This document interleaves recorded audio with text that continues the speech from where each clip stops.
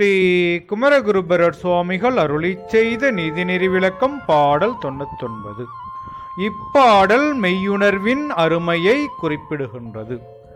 கற்று துறைபோய் காதலர்க்கு கற்பினால் பெற்றுக் கொடுத்த தலைமகன் போல் முற்ற துறந்தார்க்கு மெய்யுணர்வில் தோன்றுவதே இன்பம், இறந்தவெல்லாம் துன்பமலாதில்.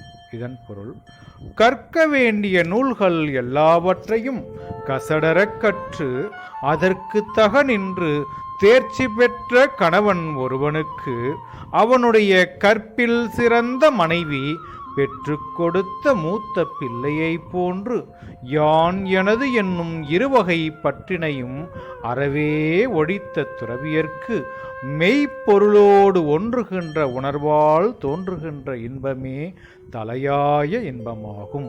அதனை நீங்கிய ஏனையெல்லாம் துன்பமே அன்றி வேறில்லை என்கின்றார்.